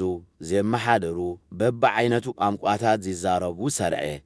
ኩላቶም ዶ ሐዋርያት እዮም ኩላቶም ዶ ነቢያት እዮም ኩላቶም ዶ መምህራን እዮም ኩላቶም ዶ ኸ ገበርቲ ተኣምራት እዮም ኩላቶም ዶ ውህበት ምፍዋስ ዘለዎም እዮም ኩላቶም ዶ ቋንቋታት ይዛረቡ እዮም ኩላቶም ዶ ኸ ይትርጉሙ እዮም ነተን ዝዓበያ ውህበታት ደኣ ጸዓቱ ሕጂ ከዓ ዝበለጸ መገዲ ክሕብረኩም እየ ምዕራፍ 13 ብቋንቋታት ሰብን መላእኽትን እንተዝዛረብ ግና ፍቕሪ እንተዘይህልወኒ ከም ዜዲ ኣስራዚ ወይ ጭልጭል ከም ዝብል ጸናጽል ምኾንኩ ውህበት ትንቢት እንተዝህልወኒ ኩሉ ምስጢራትን ኩሉ ፍልጠትን እንተዝይፈልጥ እምባታት ክሳብ ዘግዕዝ ከዓ ኩሉ እምነት እንተዝህልወኒ ግና ፍቕሪ እንተዘይህልወኒ ከንቱ ምኾንኩ ነይረ ኩሉ ገንዘበይ ከዓ ንድኻታት እንተዝዕድል ሰብነተይ ንምንዳድ ኣሕሊፈ እንተዝህብ ግና ፍቕሪ እንተዘይህልወኒ ሓንቲ እኳ ኣይጠቕመንን እዩ ፍቕሪ ዓቃል እያ ፍቕሪ ልዋህ እያ ፍቕሪ ኣይተቐንእን እያ ፍቕሪ ኣይትጀሃርን እያ ኣይትዕበን እያ ፍቕሪ ስዲ ኮነትን ናይ ጣዕመኒ ብዝብል ኣይትምራሕን እያ ፍቕሪ ኣይትቁጣዕን ኣይትቕየምን እያ ብሓቂ ትሕጐስ እምበር ብዓመፅ ባህ ኣይብላን ፍቕሪ ንኹሉ ትጸውር ንኹሉ ተኣምን ብኹሉ ድማ ተስፋ ትገብር ንኹሉ ትዕገስ ትንቢት እንተሎ ንሱ ይሰዓር እዩ ምዝራብ ቋንቋታት እንተሎ ንሱ ይውዳእ እዩ ፍልጠት እንተሎውን ንሱ ይሰዓር እዩ ፍቕሪ ግና ከቶ ኣይተቋርጽን እያ ከመይ እቲ እንፈልጦ ኾነ እንንበዮ ምሉእ ኣይኮነን ግናኸ እቲ ምልኣት ምስ መጸ እቲ ጐደሎ ይሰዓር እዩ ቆልዓ ኣብ ዝነበርኩሉ ግዜ ከም ቆልዓ እዛረብ ነበርኩ ከም ቆልዓ ኣሓስብ ነበርኩ ከም ቆልዓውን እመራመር ነበርኩ ሰብኣይ ምስ ኮንኩ ግና ነቲ ነገር ቆልዓ ሓደክዎ ሕጅስ ከም ብመስትያት ዋግዋጎ ንርኢ ኣሎና ሽዑ ግና ገጽ ንገጽ ክንርኢ ኢና ሕጂ ፍልጠተይ ጐደሎ እዩ ሽዑ ግና ከምቲ ኣምላኽ ንዓይ ዝፈልጠኒ ፍልጠተይ ሙሉእ ክኸውን እዩ ሕጂ ከዓ እምነት ተስፋ ፍቕሪ እዚኣተን ሰለስተ እየን ኣለዋ ካብዚኣተን እትዓቢ ግና ፍቕሪ እያ ምዕራፍ 14 ንፍቕሪ ሰዓብዋ ንመንፈሳዊ ህበታት ምናዳ እኳ ክትንበዩ ኣዚኹም ተመነዩ ብቋንቋታት ዝዛረብ ንኣምላኽ እምበር ንሰብ ኣይኮነን ዝዛረብ ዘስተውዕሎ ድማ ሓደ እኳ የልቦን ንሱ ግና ብሓይሊ መንፈስ ምስጢራት እዩ ዝዛረብ ዝንበ ግና ንሰብ ዘይሃንጽን ዘተባብዕን ዘጸናንዕን እዩ ዝዛረብ ብቋንቋታት ዝዛረብ ንርእሱ ይሃንጽ ዝንበ ግና ንቤተ ክርስቲያን ይሃንጽ ሕጂ ከዓ ኩልኻትኩም ብቋንቋታት ክትዛረቡ ምናዳ ግና ክትንበዩ ሓረርታ እዩ እታ ቤተ ክርስቲያን ምእንቲ ክትህነጽ ነቲ ብቋንቋታት ዝተዛረቦ ዝትርጉመሉ እንተዘይረኺቡ ካብቲ ብቋንቋታት ዝዛረብ እቲ ዝንበ ይዓቢ ሕጂ ግና ኣሕዋተይ ብራእይ ወይ ብፍልጠት ወይ ብትንቢት ወይ ብትምህርቲ ዘይኮነስ ቋንቋታት እናተዛረብኩ ናባኻትኩም እንተዝመጽእ እንታይ መጠቐምኩኹም እቲ ሕይወት ዘይብሉ ከምኒ እምብልታ ወይ መሰንቆ ዝኣመሰለ ዘደምጽ ነገራት ፍሉይ ዝኾነ ቃና እንተዘየድሃየ እቲ ብእምብልታ ወይ ብመሰንቆ ዝተቃነየ ከመይ ገይሩ ይፍለጥ መለኸትከ ዘይፍሉጥ ድምፂ እንተድሃየ መነዩ ንውግእ ዝስለፍ ከምኡ ከዓ ንስኻትኩም ብቋንቋታት ዘይርዳእ ነገር እንተተዛረብኩም نتي زتزاربكمዎ من كيردؤو يخእል ምስ ንፋስ ከም ዘይዛረብ ይኹም ኣብ ዓለም በቢሉ ዝኾነ ብዙሕ ቋንቋታት ኣሎ ትርጉም ዘይብሉ ግና የልቦን እምበኣር ኣነ ናይቲ ዝተዘርበ ቋንቋ ትርጉም ዘይፈልጥ እንተኾይነ ነቲ ዝዛረብ ባዕዲ እየ ዝኾኖ እቲ ዝዛረብ ከዓ ባዕዲ እዩ ዘይኾነኒ ከምኡ ድማ ንስኻትኩም ንመንፈሳዊ ውህበታት ሃደር እትብሉ ካብኮንኩም በቶም ንቤተ ክርስቲያን ዘይሃንፁ ውህበታት ዕዙዛት ክትኮኑ ድለዩ በቋንቋታት ዝዛረብ ምትርጓም ምእንቲ ኺከኣሎ ይጸሊ በቋንቋታት እንተጸለይኹ መንፈሰ እዩ ዝጽሊ ኣእሙሮይ ግና ብዘይፈረአ እዩ እሞ እንታይ ዳ እግበር ብመንፈስ ክጽሊ በእሙሮይ እውን ክጽሊ እየ ብመንፈስ ክዝምር በእሙሮይ እውን ክዝምር እየ እንተዘይኮነስ ብመንፈስ ንእግዚአብሔር ከተመስግን ከለኻ ኣብ ጉባኤ ዘሎ ዘይርድኦ ሰብ ነቲ እትብሎ ስለ ዘይፈልጦ ከመይ ገይሩ ብምስጋናኻ ኣሜን ኪብል ይኽእል ንስኻ ጽቡቕ ጌርካ ተመስግን ኣለኻ እቲ ኻልእ ግና ኣይተሃንጸን ሓለፋ ኹላትኩም ብቋንቋታት ስለ ዝዛረብ ንኣምላኽ ኣመስግኖ እየ ኣብ ቤተ ክርስቲያን ግና ንኻልኦት ምእንቲ ኺምህር ብቋንቋታት እልፊ ቃላት ካብ ዝዛረብ 5 ቃላት በእምሮ ክዛረብ እፈቱ ኣሕዋተየ በተሓሳስባኹም ከም ቆልዓ ኣይትኾኑ ብኽፍኣት ደኣ ህፃናት ኩኑ እምበር በተሓሳስባኹምሲ ብሱላት ኩኑ ኣብ ሕጊ ሙሴ ነዚ ህዝቢ እዚ ብኻልእ ዝቋንቋኦም ሰባትን ብኣፍጓኖትን ገይረ ክዛረቦም እየ ምስ ዝኹሉ እኳ ኣይኪሰምዑንን እዮም ይብል እግዚኣብሔር ዝብል ጽሑፍ ኣሎ ስለዚ ቋንቋታት ነቶም ዘይኣምኑ ዘይኮነስ ነቶም ዘይኣምኑ ምልክት እዩ ትንቢት ከዓ ነቶም ዘይኣምኑ ዘይኮነስ ነቶም ዘይኣምኑ እዩ እታ ቤተ ክርስቲያን ብምልእታ ምስ ተኣከበት ነፍሲ ወከፍ ከዓ ብቋንቋታት እንተዚዛረብ እሞ ገለ ዘይምሁራት ወይ ዘይኣምኑ ሰባት እንተዚመፁ እዚኣቶም ተጸሊሎም እዮም ዶ ኣይንበልዎምን ኩላቶም እንተዚንበዩ ግና እሞ ሓደ ዘይኣምን ወይ ዘይምሁር እንተዚኣቱ በቲ ኹላቶም ዝብልዎ ሓጥ ምዃኑ ምተረድኦ በቲ ኹሎም ዝብልዎ እውን ምተፈርደ እቲ ኣብ ልቡ ዝተሰወረ ነገር ምተገልጸ ብርግጽ ኣምላኽ ኣብ ማእከልኩም ኣሎ እናበለ ድማ ብገጹ ተደፊኡ ንኣምላኽ መሰገደ እሞ ኸዳ ኣሕዋተይ እንታይ ይሓይሽ ክትእከቡ ከለኹም ሓደ ውህበት መዝሙር ኣለዎ ሓደ ናይ ምምሃር ውህበት ኣለዎ ሓደ ራእይ ኣለዎ ሓደ ብቋንቋታት ናይ ምዝራብ ውህበት ኣለዎ ሓደ ናይ ምትርጓም ውህበት ኣለዎ ኩሉ ንምህናጽ ይገበር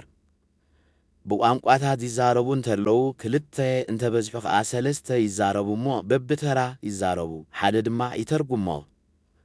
ተርጓሚ እንተዘይልዎ ግና እቲ ብቋንቋታት ዝዛረብ ኣብታ ቤተ ክርስቲያን ስቕ ይበል ንርእሱን ንኣምላኽን ግና ይዛረብ ደኣ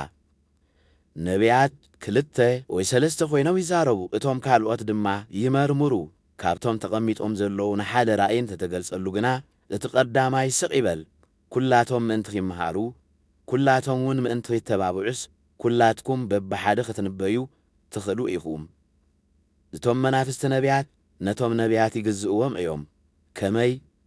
ኣምላኽ ናይ ሰላም እምበር ናይ ዝርግርግ ኣምላኽ ኣይኮነን ከምቲ ኣብ ኩለን ኣብያተ ክርስቲያን ኣመንቲ ዝግበር ዘሎ ኣንስቲ ኣብ ቤተ ክርስቲያን ኪዛረባ ፍቓድ የብለንን እሞ ስቕ ይበላ ግናኸ ከምቲ ሕጊ ሙሴ ዝብሎ ይተኣዘዛ ገለ ኺመሃራ እንተደለያ ከዓ ኣብ ቤት ንሰብኡተን ይሕተታ ከመይ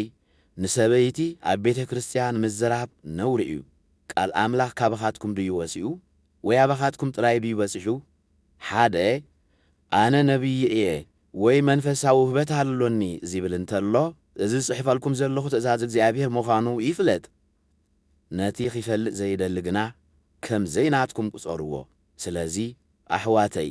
ክትንበዩ ሃደር በሉ ብቋንቋታት ምዝራብ ድማ ኣይትኸልክሉ እንተኾነ ኩሉ ብስርዓትን ብኣገባብን ደኣ ይኹን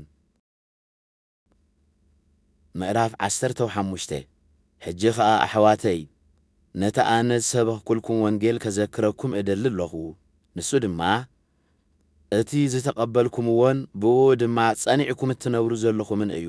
ነቲ ኣነ ዝሰበኽኩልኩም ኣጽኒዕኩም ሒዝኩምዎ እንተሊኹምሲ ብኡ ድሒምኩም ኢኹም እንተዘይኮነ እምነትኩም ከንቱ እዩ ነቲ ኣነ ዝተቐበልክዎ ቅድሚ ኩሉን ልዕሊ ኩሉን ገይረ ኣመሓላሊፈልኩም እየ ከምቲ ቅዱሳት መጻሕፍቲ ዝብልዎ ክርስቶስ ምእንቲ ኃጢአትና ሞተ ተቐብረ ከምቲ ቅዱሳት መጻሕፍቲ ዝብልዎ ኸዓ ብሳልሳይ መዓልቲ ተንስአ ንኬፋ ተራእዮ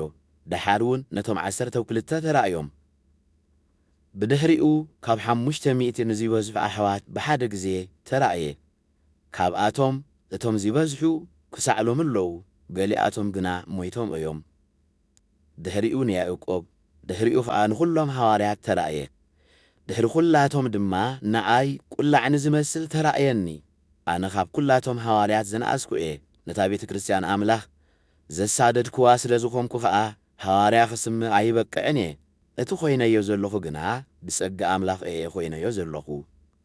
እቲ ንኣይ ዝሃበኒ ጸጋ ኸዓ ኸንቱ ይኮነን እኳ ደኣ ሓለፋ ኩላቶም ጸዓርኩ እንተኾነ እቲ ኣባይ ሓዲሩ ዘሎ ጸጋ ኣምላኽ እዩ እምበር ኣነ ይኮንኩን እምበኣር ኣነ ኾንኩ ንሳቶም ነዚ ኢና እንሰብኽ ዘሎና ንስኻትኩም እውን ነዚ ኢኹም ዝኣመንኩም ክርስቶስ ካብ ሙታት ከም ዝተንስአ ካብዚ ስበኽ ደኣ ኸመይ ኢሎም እዮም ገሊኦም ካባኻትኩም ትንሣኤ ሙታን የልቦን ዝብሉ ዘለዉ ትንሣኤ ሙታን ዘየልቦ እንተኾይኑስ ክርስቶስ ድማ ኣይተንስአን ክርስቶስ ዘይተንስአ እንተኾይኑ ድማ ስብከትና ከንቱ እዩ እምነትኩም እውን ከንቱ እያ ኣምላኽ ንክርስቶስ ከም ዘተንስኦ መስኪርና ነርና ንምውታት ዘየተንስኦም እንተ ደኣ ኾይኑ ግና እምበኣር ንክርስቶስ እውን ኣየተንስኦን ንሕና ኸዓ ሓሰውቲ ምስክር ኣምላኽ ኮይንና ንርከብ ኣሎና ከመይ ንምውታት ዘየተንስኦም እንተኾይኑ ክርስቶስ እውን ኣይተንስአን ክርስቶስ ዘይተንስአ እንተኾይኑ ድማ እምነትኩም ከንቱ እያ ንስኻትኩም እውን ገና ኣብ ሓጢኣትኩም ኢኹም ዘለኹም እቶም ብእምነት ክርስቶስ ዝሞቱ ኸዓ ጥፉኣት እዮም ኣብ ክርስቶስ ዘላትና ተስፋ ኣብዛ ሕይወት እዚኣ ጥራይ እንተ ደኣ ኾይና ካብ ኩሉ ሰብ እነደንግጽ ምኾንና ነርና ሕጂ ግና ክርስቶስ ካብ ሙታት ተንስአ በዚ ኸዓ ናይቶም ዝሞቱ በኹሪ ትንሣኤ ኾነ ስለዚ ከምቲ ሞት ብሓደ ሰብ ዝመጸ ከምኡ ኸዓ ትንሣኤ ሙታን ብሓደ ሰብ እዩ ዝመጸ ከምቲ ኩላቶም ብኣዳም ዝሞቱ ከምኡ ድማ ኩላቶም ብክርስቶስ ሕያዋን ክኾኑ እዮም ግናኸ ነፍሲ ወከፍ በብመስርዑ እዩ ቅድም ክርስቶስ ድሓር ኣብ ካልኣይ ምጽኣቱ እቶም ናይ ክርስቶስ ዘበሉ ክርስቶስ ከኣ ኩሉ መንግስትን ስልጣንን ሓይልን ስዒሩ እታ መንግስቲ ንእግዚአብሔር ኣቦ ምስ ወፈያ ሽዑ መወዳእታ ክኸውን እዩ ከመይ ንኹሎም ጸላእቱ ኣብ ትሕቲ ኣእጋሩ ክሳዕ ዘይግረሮም ክነግስ ይግብኦ እዩ እቲ ኺድምሰስ ዘለዎ ናይ መወዳእታ ጸላኢ ኸዓ ሞት እዩ ከመይ ቅዱሳት መጻሕፍቲ ከም ዝብልዎ ኣምላኽ ንኹሉ ኣብ ትሕቲ እግሩ ኣግዚኡሉ እዩ ንኹሉ ኣግዚኡሉ እዩ ኺብል ከሎ ግና ነቲ ከም ዝግዝኦ ዝገበረ እግዚኣብሔር ኣቦ ከም ዘይምልከት ጉህድ እዩ ኩሉ ምስ ተገዝኣሉ ግና ኣምላኽ ኩሉን ኣብ ኩሉን ምእንቲ ኺኸውን ወልድ ንገዛእ ርእሱ ነቲ ኩሉ ዘግዝኣሉ ኺግዛእ እዩ እንተዘይኮነስ እቶም ኣብ ክንዲ ምውታት ዝጥመቑ ደኣ እንታይ እዩ ረብሓኦም ብስሩ ምውታት ዘይትንስኡ እንተኾይኖምሲ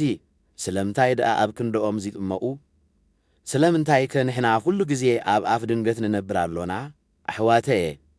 ኣነ ኣብ ፀጽባሕ ሞት ዝጓነፈኒ ዘሎ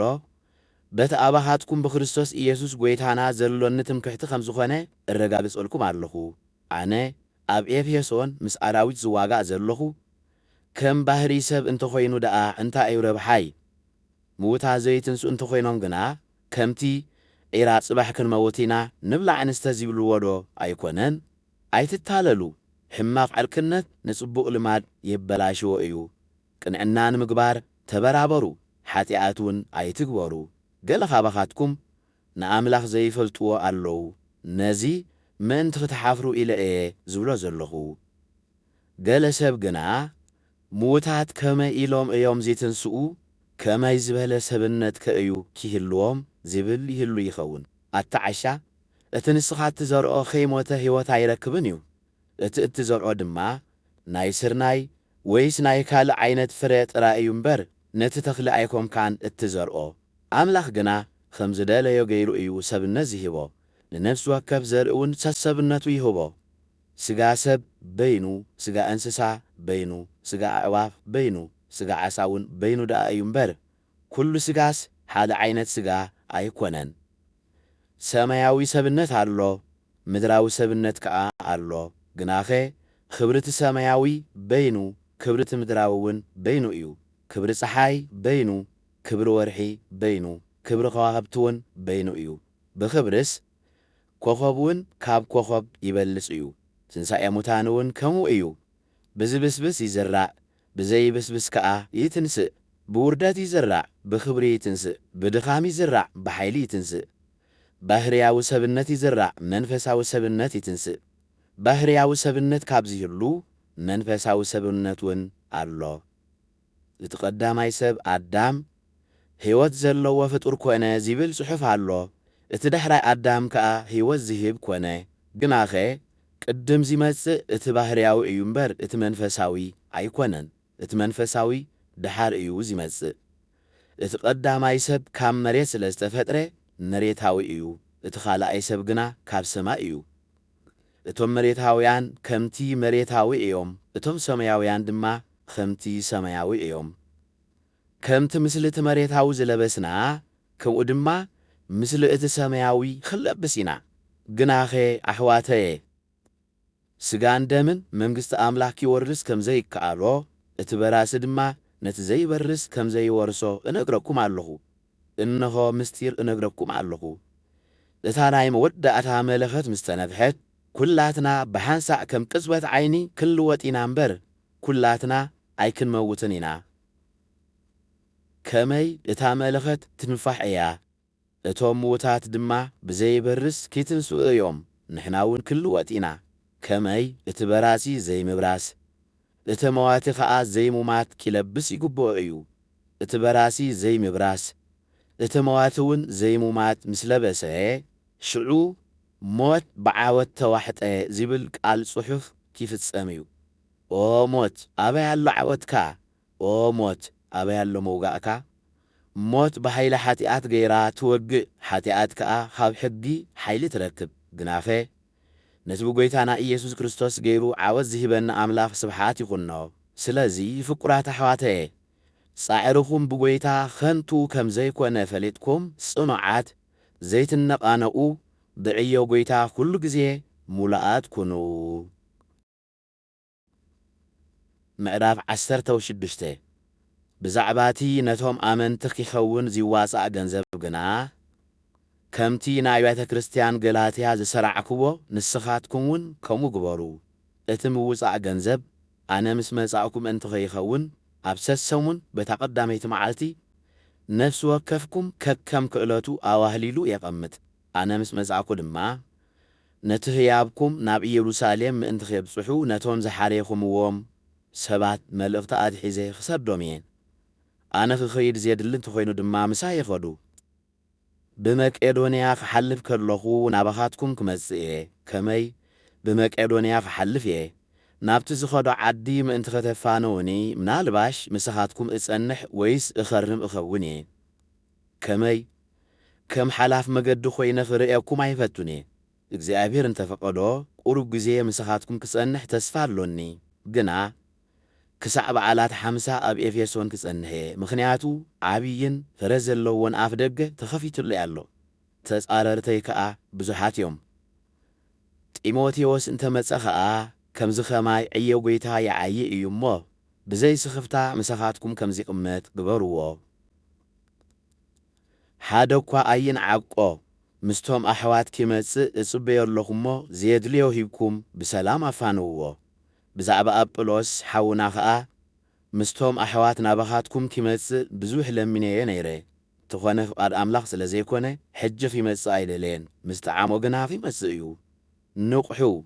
ኣብ እምነትኩም ጽንዑ፣ ሰብኡት ኩኑ፣ በርትዑ፣ ኩሉ ግብርኹም ብፍቕሪ ግበርዎ። ኣሕዋተየ ስድራ እስጢፋኖስ ኣብ ሃገር ኣካይያ ብእምነት ቀዳሞት ከም ዝኾኑ ገዛ ርእሶም እውን ንምግልጋል ኣመንቲ ከም ዝመደቡ ትፈልጡ ኢኹም። ንስኻትኩም ከዓ ነዞም ከምዚኣቶም ዝበሉን ነቶም ምሳና ዝዓዩን ዝጽዕሩን ክትእዘዝዎም እምዕደኩም ኣለኹ። እስጢፋኖስን ፎርቱናቱስን ኣካይቆስን ስለ ዝመጹ ኣዝየ ተሓጒሰ ኣለኹ። ከመይ ነቲ ካባኻትኩም ዝጐደለ መሊኦምለይ ኣለዉ። ንመንፈሰይን መንፈስኩምን ኣቕሲኖም እዮም እሞ ነዞም ከምዚኣቶም ዝበሉ ሰባት ፍለትዎም። እተን ኣብ እስያ ዘለዋ ኣብያተ ክርስቲያን ሰላም ይብላኹም ኣለዋ። ኣቂላን ጵርስቅላን ምስታ ኣዴቶም እትእከብ ቤተ ክርስቲያን ኮይኖም ብጐይታ ብዙሕ ሰላም ይብልኹም ኣለዉ። ኩላቶም እቶም ኣሕዋት ሰላም ይብልኹም ኣለዉ። ብቅዱስ ምስዓዓም ንሓድሕድኩም ሰላም ተባሃሃሉ። እዛ ሰላምታ እዚኣ ኣነ ጳውሎስ ባዕለይ ብኢደይ ዝሰሓብክዋ እያ። ንጐይታና ዘየፍቅሮ እንተሎ ንሱ ውጉዝ ይኹን። ማራናታ። ጸጋ ጐይታና ኢየሱስ ክርስቶስ ምሳኻትኩም ይኹን። ፍቕረይ ብክርስቶስ ኢየሱስ ምስ ኩላትኩም ይኹን። ኣሜን።